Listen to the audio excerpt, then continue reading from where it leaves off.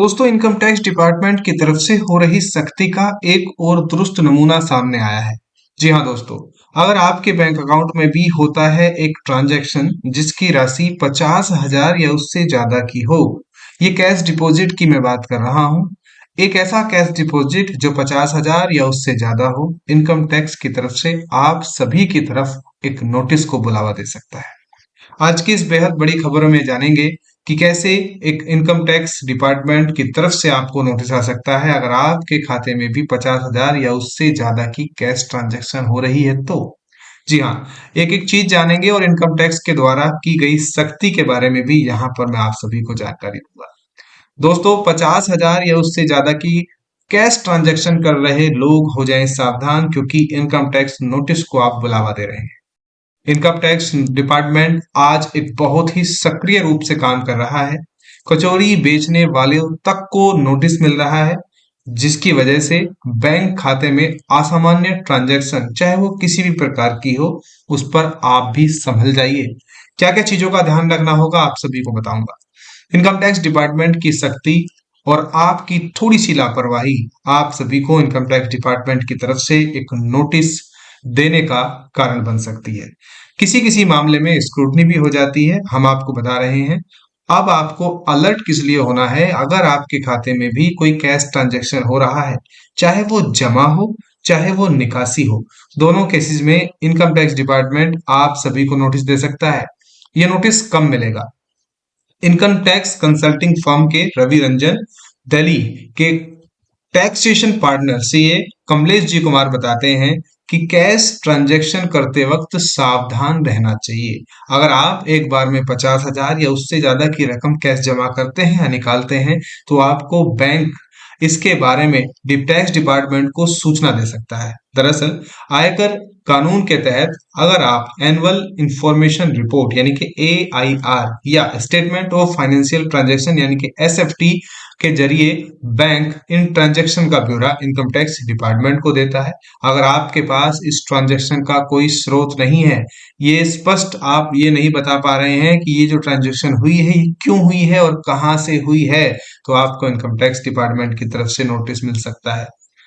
Bank transaction की रकम की कोई सीमा होती है। जी हाँ दोस्तों, आजकल धड़ल्ले से लोग बैंक ट्रांजैक्शन करते जा रहे हैं। ऐसे में उन ट्रांजैक्शन की भी बात कर रहा हूं जो ऑनलाइन हो रही हैं। जी हाँ, कमलेश कुमार जी का यह कहना है कि यूं तो बैंक खाते में चाहे जितनी राशि जमा कर सकते हैं और जितनी चाहे राशि हम निकाल सकते हैं, लेकिन बड़ी राशि जमा करते वक्त सावधानी बरतनी चाहिए। इसलिए क्योंकि बैंकों को इनकम टैक्स एक्ट के दौरान आप सभी की बड़ी रकम की लेन देन की सूचना टैक्स डिपार्टमेंट को देनी होती है, और इसी डिपार्टमेंट की तरफ से कोई भी नोटिस आप सभी को दिया जा सकता है।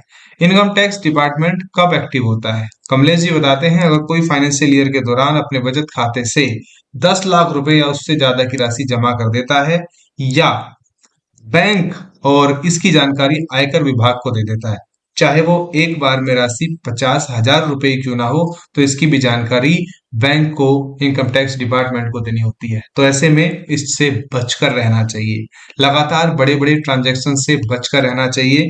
अगर आपके बैंक खाते में भी बड़े ट्रांजैक्शन हो रहे हैं और लगातार पूरे साल होते रहते हैं, तो बैंक इन्हें संदिग्ध मान सकता है और इसकी जानकारी आयकर विभाग को दे सकता है। ऐसी जानकारी साझा करने के लिए ऑटोमेटेड सिस्टम का इस्तेमाल किया जाता है।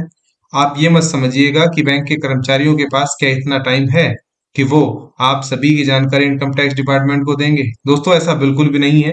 इसके लिए एक ऑटोमेटिक सिस्टम बनाया हुआ है, जिससे आप सभी की जानी जानकारी, महत्वपूर्ण जानकारी इनकम टैक्स डिपार्टमेंट को दी जाती है।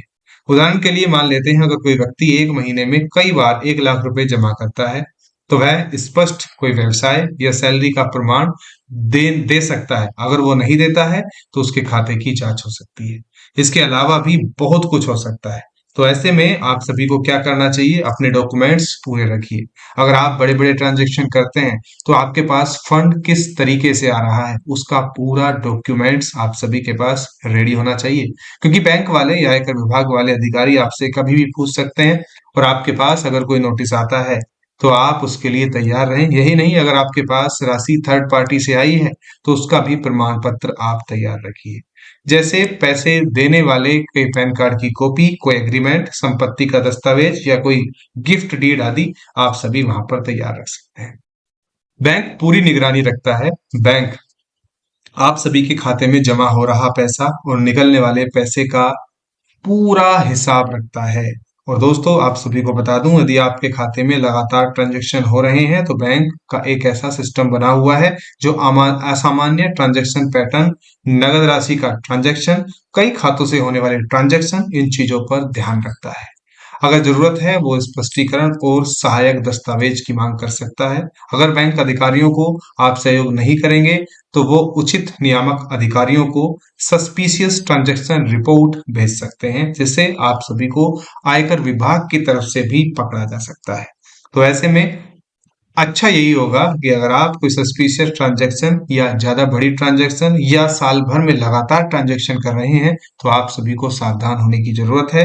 और ये सावधानी ही आप सभी को इनकम टैक्स डिपार्टमेंट की तरफ से आ रहे नोटिस, साथ ही साथ बैंक की तरफ से आ रहे नोटिस जो आप बुलावा जिसको लगातार दे रहे हैं, उनसे बचा सकते हैं। आशा करता हूं कि जो जानकारी है ये आपको अच्छी लगी होगी, पसंद आई होगी और महत्वपूर्ण जानकारी आप सभी के साथ मैंने साझा की है। ये वीडियो पसंद आई है तो लाइक करें और अपने ऐसे दोस्तों के साथ शेयर कर सकते हैं जो लगातार बड़े बड़े ट्रांजैक्शंस करते हैं। चाहे वो क्रेडिट कार्ड से हो, चाहे वो किसी भी माध्यम से ट्रांजैक्शंस हो, उन लोगों तक आप इस वीडियो को साझा कर सकते हैं। धन्यवाद। लाइक करें, शेयर करें और कोई भी जानकारी आप सभी को कैश ट्रांजैक्शन से संबंध में चाहिए तो आप हमें कमेंट करके भी पूछ सकते हैं। धन्यवाद।